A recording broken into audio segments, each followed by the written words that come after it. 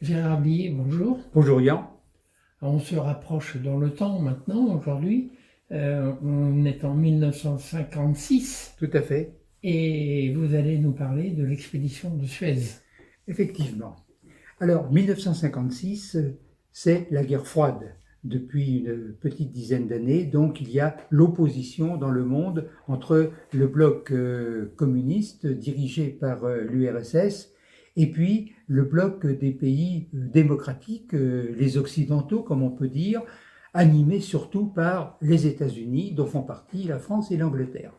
Alors il faut déjà à ce moment-là dire que la France et l'Angleterre, dans la hiérarchie des grandes puissances mondiales, notamment sur le plan militaire, n'occupent plus le rang qu'elles avaient un demi-siècle ou un siècle avant. La France et l'Angleterre, eh bien, sont dépassées maintenant par les États-Unis sur le plan de la puissance matérielle, sur la puissance économique et la puissance militaire.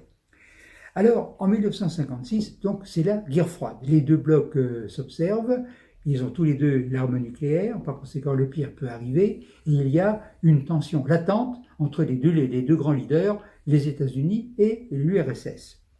Alors, 1956, l'affaire de Suez, c'est donc, comme son nom l'indique, Suez, c'est le canal de Suez, c'est l'Égypte. Alors, l'Égypte, traversée par le canal de Suez, dans sa partie orientale, l'Égypte est indépendante. Bon, c'est un pays arabe, mais ce pays arabe indépendant, il est dirigé par le colonel Nasser, et le colonel Nasser, à cette époque-là, c'est un des leaders du tiers-monde, avec Tito, avec Nehru en Inde, et ces pays du tiers-monde, ces pays en voie de développement, eh bien, se disent non alignés, c'est-à-dire qu'ils ne veulent dépendre ni du bloc occidental, ni du bloc soviétique. Bon. Seulement, voilà, il se trouve que l'Égypte, c'est un pays arabe, très bien, mais c'est aussi le canal de Suez. Et le canal de Suez a une importance absolument énorme, comme maintenant. Bon, c'est-à-dire qu'il évite aux énormes courants de trafic entre l'Asie du Sud-Est et l'Europe de faire le tour de l'Afrique. Bon, ça raccourcit énormément. Donc, énorme importance stratégique pour les puissances européennes, et notamment la France et l'Angleterre. Et c'est ainsi que le canal de Suez, qui a été creusé à l'initiative d'un Français, Ferdinand de Lesseps, au siècle d'avant, eh bien, le canal de Suez, il traverse bien l'Égypte, mais il est géré non pas par l'Égypte, mais par une sorte de condominium franco-anglais, surtout anglais. Ce sont les autorités françaises et anglaises qui, dans ce territoire égyptien, ma foi, donc, dirigent, gèrent ce canal, en percevant des droits, etc., et en ayant autorité sur tout ce qui passe, alors qu'on est en territoire égyptien. Il faut bien reconnaître que les choses ont changé depuis que l'Égypte, depuis l'époque des Mamelouks, Napoléon, etc.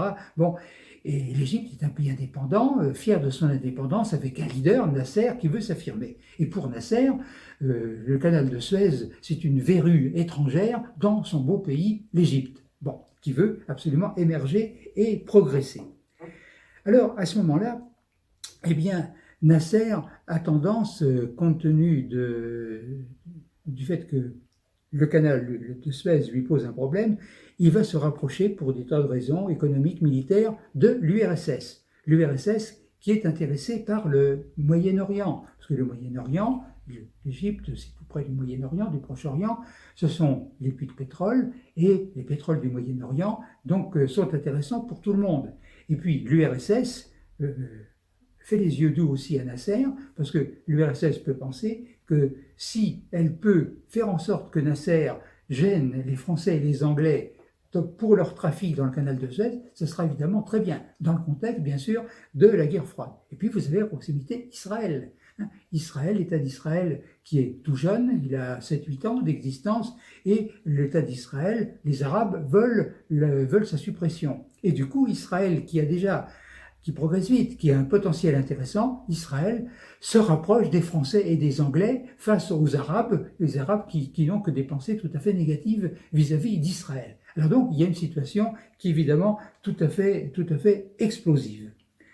Et dans l'année 56, la tension augmente et en juillet, le 26 juillet, eh bien c'est le coup de tonnerre, je me souviens encore de cela, les radios étaient ébouriffées, donc en 1956, le 26 juillet, eh bien le colonel Nasser, qui est le maître de l'Égypte, annonce tout simplement la nationalisation du canal de Suez. C'est-à-dire que Nasser fait un coup de force diplomatique, Nasser dit, bon, à la France et à l'Angleterre, vous partez, et maintenant le canal, il est à moi, il est à l'Égypte.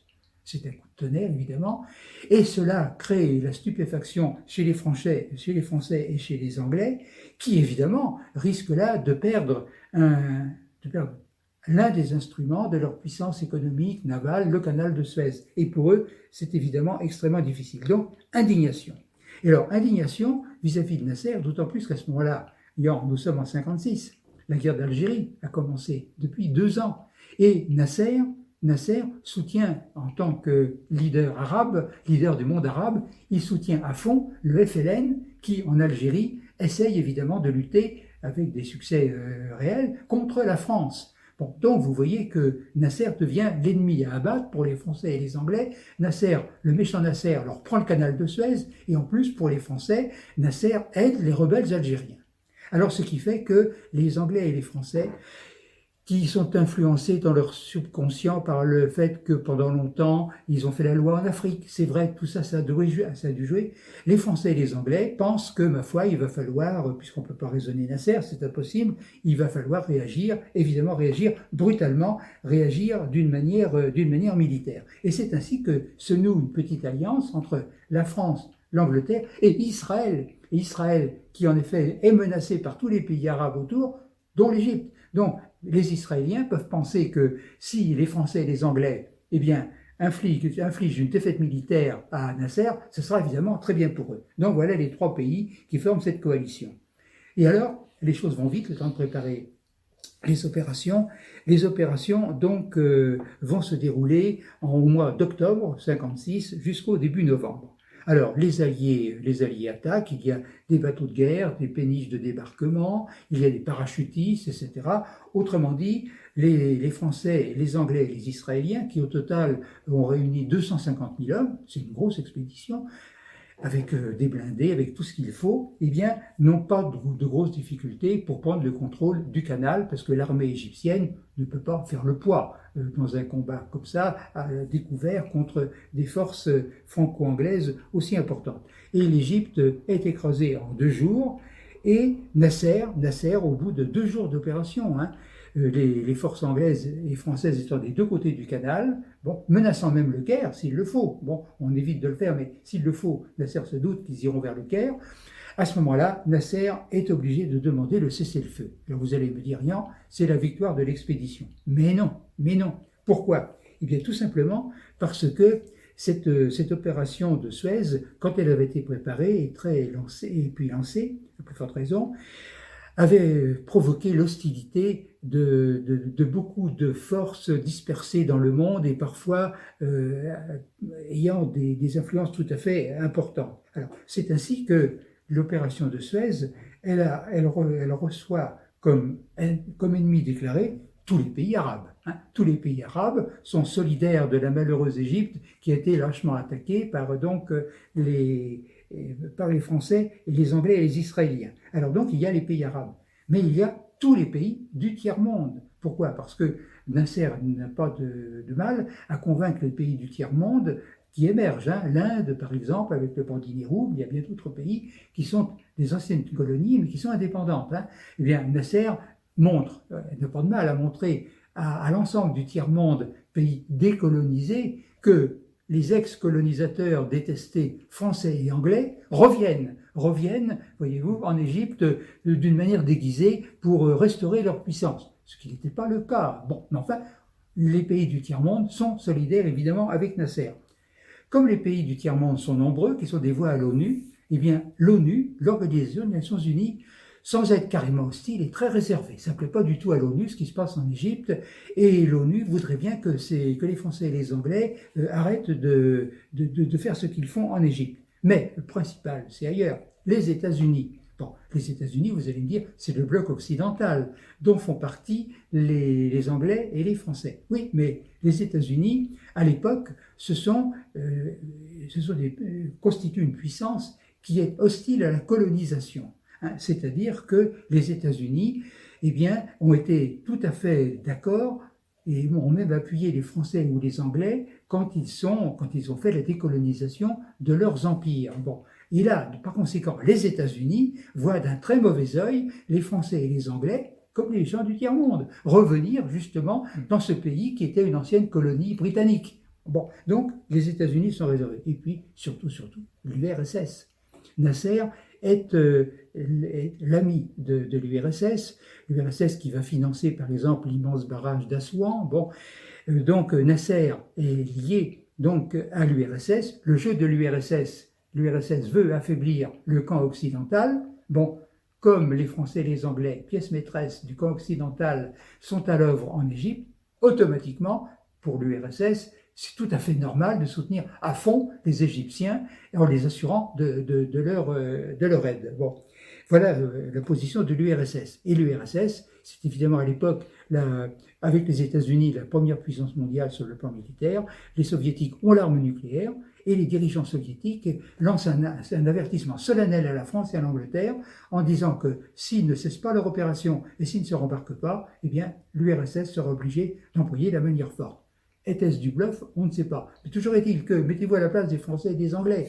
La France et l'Angleterre n'ont plus la position éminente que ces deux pays avaient 50 ans ou 60 ans auparavant.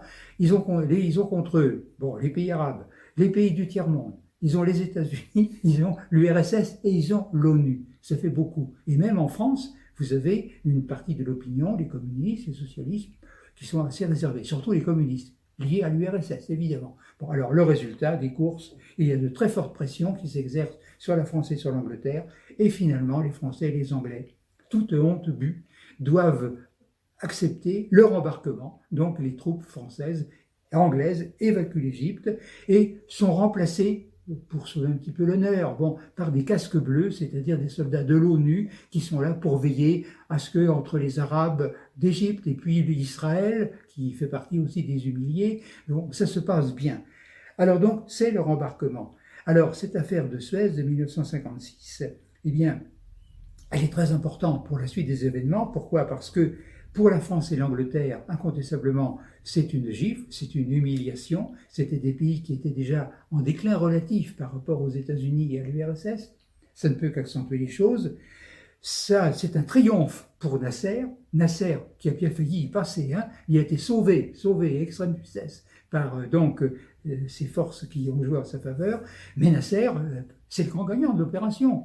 Il n'a pas fait grand-chose, le pauvre, mais enfin, c'est le grand gagnant de l'opération. Et finalement, il devient un grand leader, il était déjà, mais un leader important du tiers-monde. Et naturellement, l'URSS, dans le contexte de la guerre froide, l'URSS qui va améliorer ses positions dans les pays arabes, en aidant par exemple la Syrie, bon, eh bien, l'URSS, pour elle, effectivement, c'est un renforcement, évidemment, de son influence dans la région.